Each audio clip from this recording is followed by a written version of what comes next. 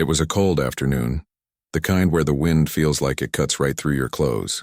People in the city were rushing by, holding onto their coats, their bags, and their phones, busy with life, busy with everything. No one noticed the boy sitting on the edge of the sidewalk near an alley, wrapped in a blanket that had more holes than warmth.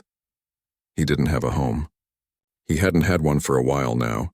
His days were spent walking, searching, hoping for a little food, a little kindness, or at least a warm place to sleep. He didn't beg. He had pride even if life hadn't given him much to hold on to. He just stayed out of people's way and tried to survive. That day he was sitting quietly, watching people move by as if they were in another world. His stomach rumbled, but he was used to that feeling now.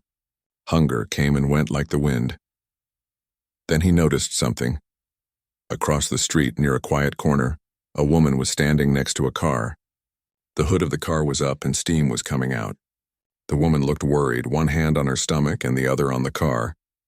She looked about ready to cry. He squinted. She was pregnant, and not just a little. Her belly was big.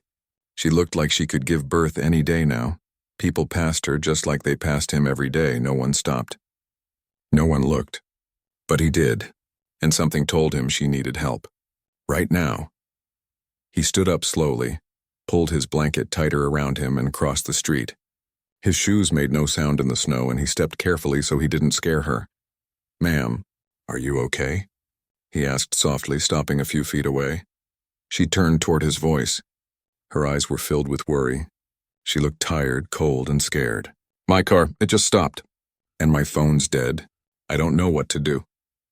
I'm supposed to be going to my checkup. I think I'm having early pains." The boy looked around. This wasn't a safe spot. The road was quiet now, but in the evening it would be empty.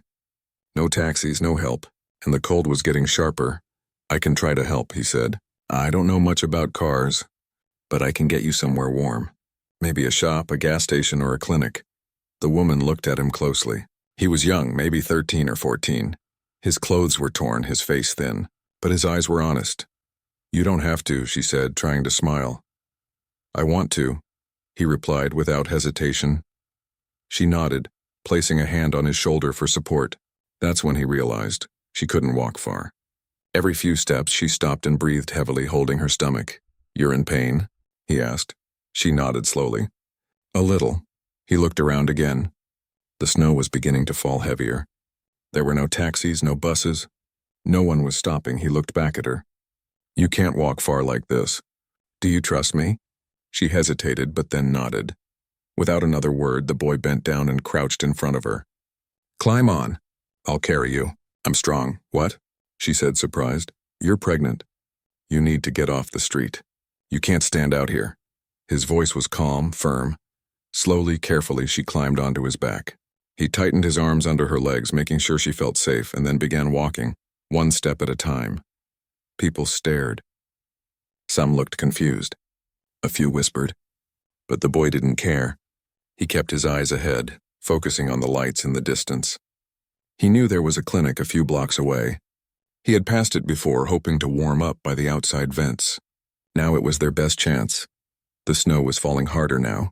His blanket dragged behind him, but he didn't stop. His arms ached, but he didn't slow down. The woman's breathing was shallow, but she held on. She whispered to him once, "Thank you." He didn't answer. He just kept walking. After what felt like forever, they reached the clinic. The bright lights and glass doors felt like heaven. He pushed the door open with his shoulder, and a nurse at the counter looked up shocked. "Help her," he said, gently setting the woman down. Staff rushed over with a wheelchair. The woman was taken in quickly, her name still unknown to him. She looked back once, her eyes meeting his. She mouthed the words, "Bless you." The boy turned around before anyone could ask him questions.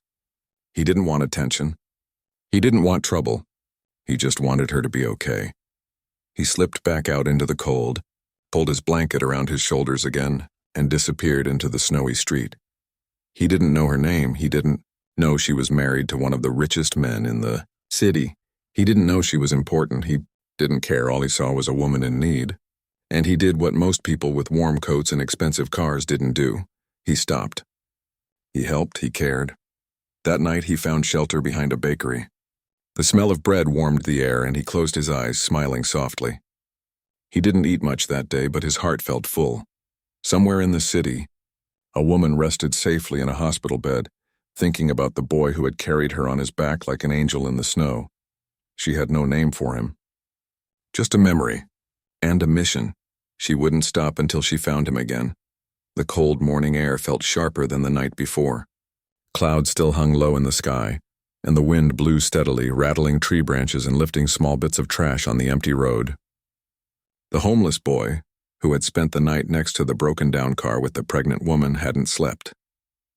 His thin jacket was soaked, his fingers numb and his stomach empty. But none of that mattered to him right now. All night he had kept checking on the woman who lay in the passenger seat, her face pale and her breathing shallow. At first she had been alert, even chatting nervously, trying to stay calm. But as the hours passed and the cold deepened, she grew weaker. She had tried not to panic, but her voice trembled when she spoke, and she held her belly tightly as if trying to comfort her baby and herself at the same time. The boy had done all he could. He had used cardboard and old clothes he found in a dumpster nearby to block the wind coming through the broken car window. He had wrapped her feet in newspaper and gave her his only jacket. He had nothing else to offer. Not food, not a phone, not even a warm drink. But he had stayed. Now, as the sky slowly brightened, he knew time was running out. The woman looked worse.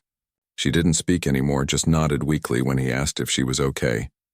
Her hands kept clutching her stomach, and every few minutes she winced like she was in pain. He didn't know much about childbirth, but something told him that she needed help. Fast. He stood up, rubbed his arms to get some warmth, and looked up and down the empty road. Still no cars, no people, no lights. It was too early, and this wasn't a busy area. He looked at her one more time and said quietly, "I'm gonna get help. I promise. Don't move. I'll be back." She opened her eyes slowly and gave him a small, grateful smile. With that, he turned and started walking, fast. He didn't know exactly where he was going, but he remembered seeing a garage or workshop a few miles back the day before. Maybe someone there would be able to help. He didn't stop to think about how tired he was or how cold it had gotten again. All he could think about was the woman and her baby. They needed someone, and he was the only one who could help. The walk felt endless. His feet hurt, his legs were shaking, and the wind kept blowing in his face. But he kept going. After nearly an hour of walking, he saw a small building with a rusted sign that read "Auto Repairs." The lights inside were on. He rushed to the door and pushed it open. A man behind the counter looked up, surprised.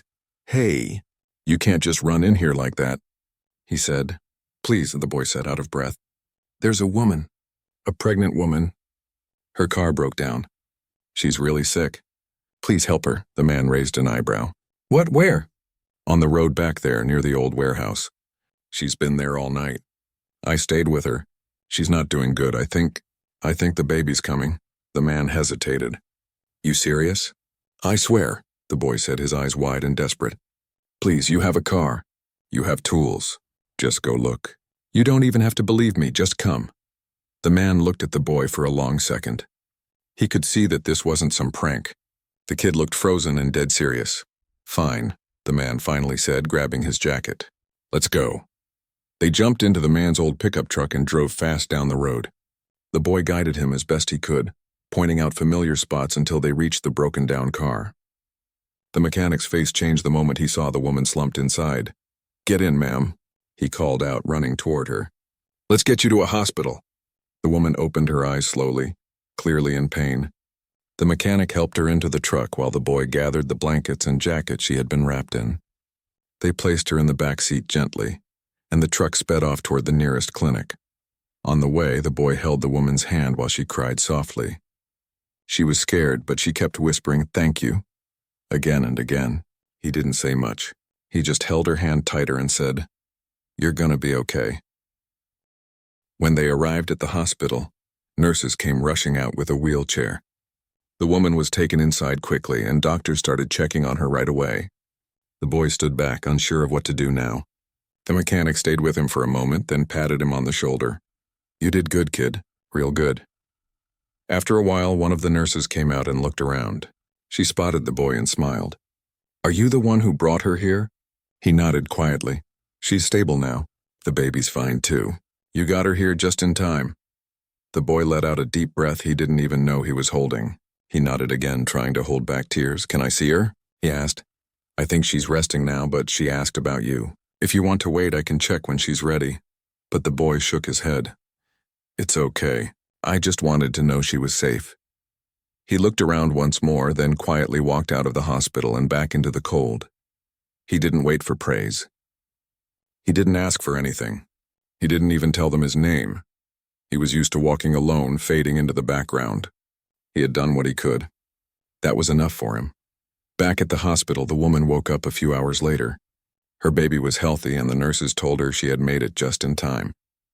She asked about the boy, the one who stayed with her all night and saved her life. "He left," one of the nurses said. "Didn't say anything. Just made sure you were safe and walked out." The woman felt her eyes fill with tears.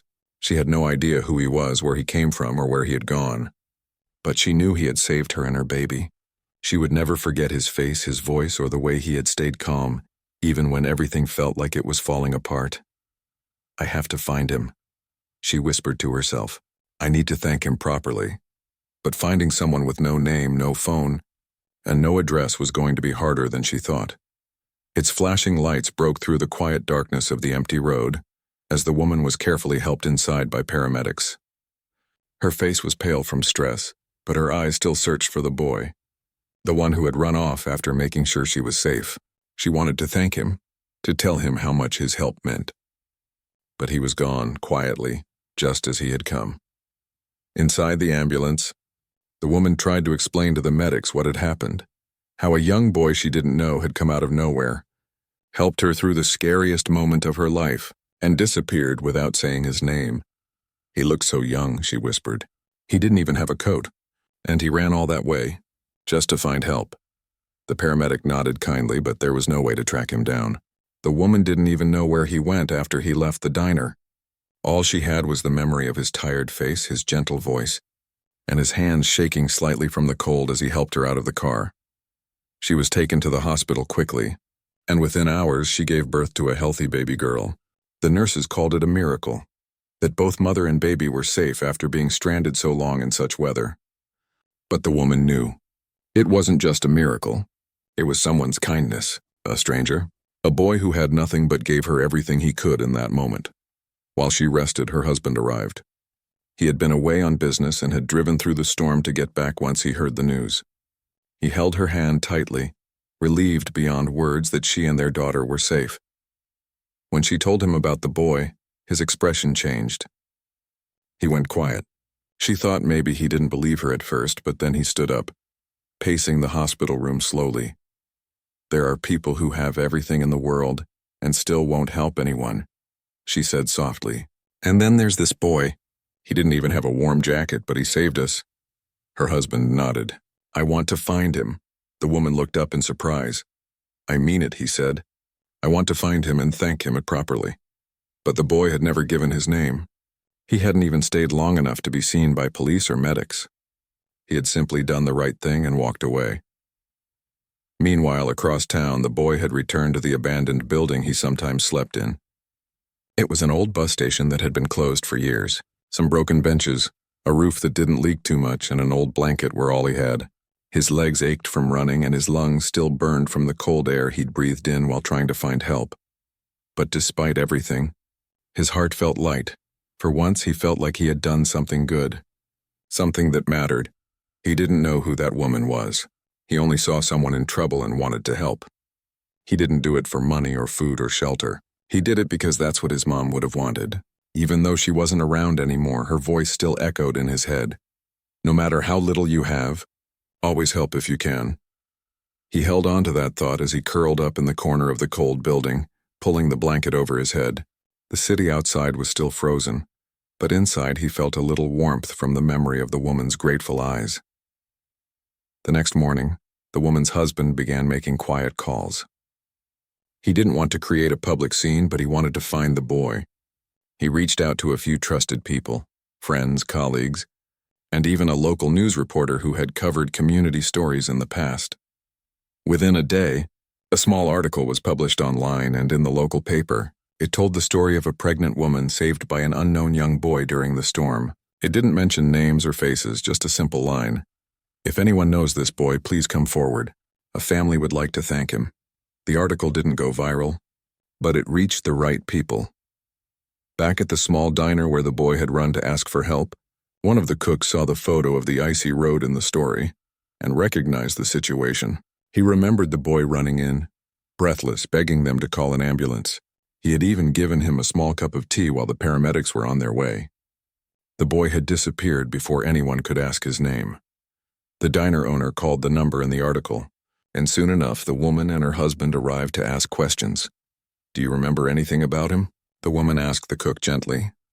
"Only that he was polite." "Scared but polite," the cook replied. "Didn't ask for anything, just begged us to help you. Then he was gone." The woman's husband nodded.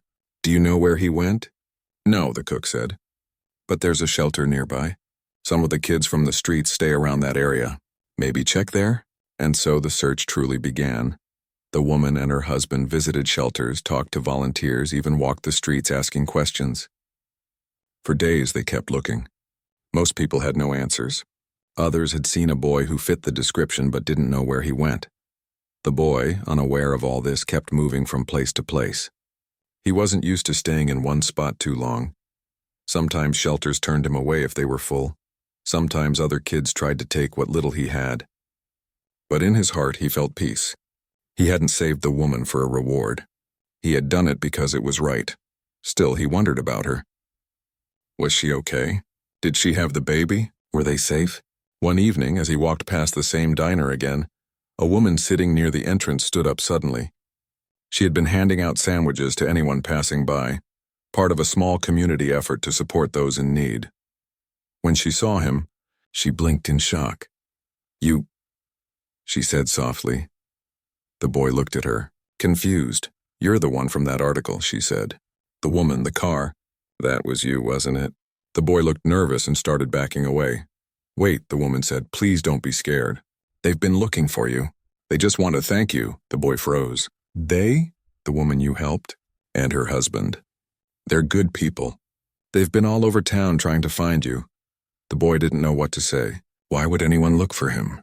But something in the woman's voice was sincere. She didn't look like someone trying to trick him. After a long pause, the boy nodded slowly. "Will you come with me?" she asked gently. The boy hesitated, then took a quiet breath and followed her down the street. He didn't know it yet, but that walk would be the start of something bigger than he ever imagined. The rain had stopped, but the streets were still wet and quiet. Days had passed since the boy had helped the pregnant woman. He had gone back to his usual spot near the old bus stop, not thinking much about what he had done. For him, helping someone wasn't something to brag about. It was just what felt right in the moment. He didn't expect anyone to come looking for him. He didn't even tell her his name. After all, he was just a boy with no home, no phone, and no family around. His life was made of silent mornings, skipped meals, and long nights on cold benches. That night when he helped the woman, he didn't think it would change anything. He only hoped she and her baby were safe. But something was happening behind the scenes.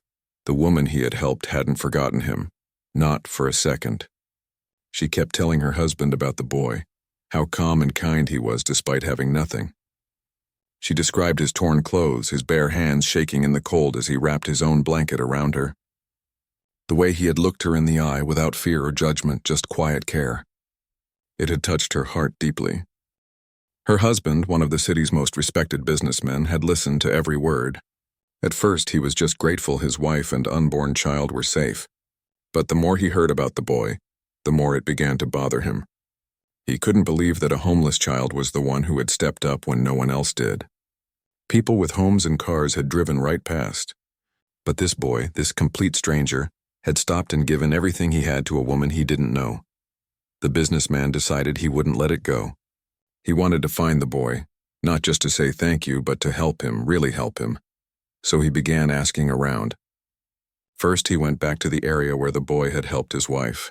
He talked to shopkeepers, food vendors, and people who stayed near the bus stop. Most said they'd seen a quiet boy around, sometimes asking for food or picking up odd jobs. A few even said he had helped them carry bags or clean up in exchange for leftovers. No one knew his full name. Some didn't know his voice because he barely talked. But everyone said the same thing. The boy kept to himself, didn't cause trouble, and was always kind even when people ignored him. One older man who sold hot tea by the road finally pointed the businessman in the right direction. "He comes early morning sometimes," the man said, pouring tea into a small paper cup. "Usually sits on that bench over there. Doesn't ask for much. Just watches the cars go by." The businessman nodded, thanked him, and waited. He returned the next morning and the next. On the third morning, just as the sky began to brighten and the streetlights clicked off, he saw him. The boy was sitting on the same bench, wearing the same tattered jacket. His head was down and he had a piece of bread in his hand, dry and plain, probably something he had saved from the day before. The businessman slowly walked up to him.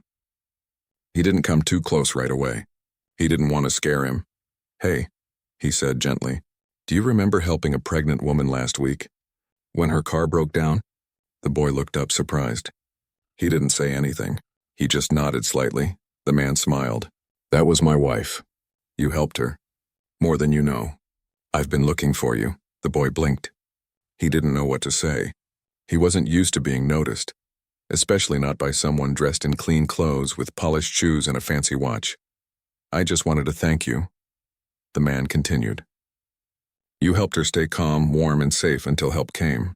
I don't know what would have happened if you weren't there." The boy finally spoke, his voice quiet. "She looked scared. I just didn't want her to be alone." The man nodded. "You did more than that. You protected her." They sat in silence for a few seconds. Then the man asked gently, "Where are you staying? Do you have a place to go?" The boy looked down. "Not really. I sleep wherever I can, sometimes under that bridge or near the church." The businessman's heart sank. It was hard to imagine how this kind, brave boy had fallen through the cracks of a city, filled with wealth and comfort. How many people had passed him by without even asking if he was okay? "Would it be okay if I offered you something?" the man asked. "A warm place to stay, meals, school, and maybe a chance to start over?" The boy hesitated. He had learned not to trust people too quickly, but something in the man's eyes felt honest, steady. Not pity, just genuine care. "Why would you do that for me?" the boy asked, his voice barely above a whisper. The man smiled. "Because you did something for us when you didn't have to. You didn't ask for anything, and yet you gave everything you had. It's our turn now." The boy didn't answer right away, but he didn't walk away either. That day, the man took him to a warm place, a shelter that worked with his company to support youth like him. He introduced him to kind people who gave him clean clothes, a bed, and fresh meals. A doctor checked him out, and a social worker helped him begin the process of getting his documents, school enrollment, and support. The boy wasn't used to this kind of treatment. He was used to being ignored, looked at with suspicion, or told to move along. But now people asked him if he was comfortable. If he needed anything, they called him by his name. Each small kindness felt strange at first, but slowly he began to believe it. The woman he had helped visited him a few days later. She was glowing, her baby bump a little bigger, her eyes full of emotion. "You saved us," she told him, hugging him tightly. "You didn't even know us, but you gave us your kindness without asking why. We'll never forget that." The boy didn't know what to say, but he smiled, and for the first time in a long time it reached his eyes. That night, as he lay in a warm bed with clean sheets, full from dinner, he stared at the ceiling. He couldn't believe how one moment, just one decision to help someone, had changed everything. He didn't have a full plan for his future yet. But now he had hope, and sometimes hope is all a person needs to begin again. Days had passed since the rainy night when the young homeless boy helped the pregnant woman. He had gone back to sleeping under the same old bridge near the highway. He had no idea how much his small act had shaken the lives of the woman and her husband. To him, it was simple. He saw someone who needed help, and he just did what he thought was right. He didn't expect anything from it. In fact, he didn't even tell anyone what had happened. He just kept going on with his difficult life. But on the other side of town, everything had changed for the woman and her husband. She had given birth to a healthy baby boy just a few days after that night. Though she smiled and held her newborn close, something still stayed on her mind. The face of the young boy who had helped her without hesitation. She didn't even know his name, but she remembered his eyes, tired, kind, and calm even in a moment of fear. Her husband had never seen her so emotional about a stranger. When she told him how the boy had wrapped her in his old blanket, how he ran in the rain just to get her help, and how he didn't even wait around after the ambulance arrived, he felt a deep respect for this unknown boy. It wasn't just a good deed, it was something bigger. It was human kindness at its purest. He decided right then and there, he would find this boy no matter how long it took. The search began quietly. He didn't want media attention or anything dramatic. It wasn't about showing off. It was about gratitude. He sent his staff to check local shelters, parks, bus stops, any place where kids who had nowhere to go might be sleeping. Flyers were printed, asking if anyone had seen a young boy around a certain age who might have come into a gas station that night asking for help. At first, nothing. Days passed, then a week. But just as hope started to dim, a gas station clerk remembered something. A boy had come in soaking wet that night. He looked scared but determined. He asked to use the phone to call for help. The clerk even remembered him asking for directions back to the road where the car was stuck. That was all they needed. It took a few more days, but eventually they found him, sitting under a broken piece of plastic near the underpass, sharing a piece of bread with a stray dog. His clothes were still the same, his hands cold, but his spirit still strong. When the car pulled up near him, he stood up slowly, unsure of what was happening. A man stepped out, well-dressed, serious-looking, but with soft eyes. The boy looked nervous. He had been through a lot. People didn't usually stop for him, let alone approach with kindness. But then the man did something unexpected. He smiled and said, "You saved my family." The boy was confused. He didn't understand. Then the man told him about the woman, the baby, the rain, the ambulance. Slowly the boy realized what this was about. He nodded quietly. "She needed help," he said, as if it was the most normal thing in the world. The man stepped forward and put a hand on the boy's shoulder. "You didn't just help her. You saved 2 lives, and we're not going to forget that." What happened next changed the boy's life forever. The man didn't just thank him and leave. He invited the boy into the car, took him to a hotel for a hot shower and warm food. For the first time in years, the boy slept in a real bed. He didn't say much. He wasn't used to being around people who cared, but he was watching, feeling, taking it all in. The next morning, he was taken to a clinic for a checkup. Then he got new clothes, shoes, and a haircut. But even more than that, he was given something he hadn't had in a long time: safety. He was told that if he wanted, he didn't have to go back to sleeping on the streets again. It didn't happen overnight. Trust takes time. But slowly he started to believe that maybe this was real. That maybe his life didn't have to be about survival anymore. The couple offered him a room in their home. Not out of pity, but out of genuine respect. They said, "You were there for us when we needed someone most. Now we're here for you." He started school again. It was tough at first. He had missed a lot. But the family got him a tutor and he worked hard. Bit by bit, his confidence grew. He wasn't the same quiet boy anymore. He laughed more. He asked questions. He made friends. What touched people most was that even with all the new comfort, he never forgot who he was. He never looked down on others who were struggling. In fact, he often asked if they could help other kids like him. "There are more out there," he'd say. "They just need someone to see them." The couple supported that idea. They worked together to create a small foundation, one that focused on helping homeless kids get back into school, find shelter, and feel human again. The boy's story was shared quietly, without fanfare. No names, no headlines, just truth. Over time, the boy became an example of how one moment of kindness, one choice to help, can completely change the direction of a life. People in the community who heard the story were moved. It reminded them that heroes aren't always adults in uniforms. Sometimes they're just kids with good hearts doing the right thing when no one's watching. The boy eventually graduated high school. The family was there in the front row, cheering louder than anyone else. He didn't just graduate, he gave a speech. In it, he talked about that rainy night and how he thought he was helping someone else. But in the end, that moment helped him too. He said, "You never know who you're helping. You never know what kind of day they had, or what they've been through. But when you help someone just because it's the right thing to do, sometimes the world gives it back to you in ways you never imagined." That speech stayed with many people long after the ceremony ended. And the woman? the one whose life he helped save. She always said her baby boy had a guardian that night, and every birthday they made sure to celebrate not just the birth, but the boy who helped make it possible.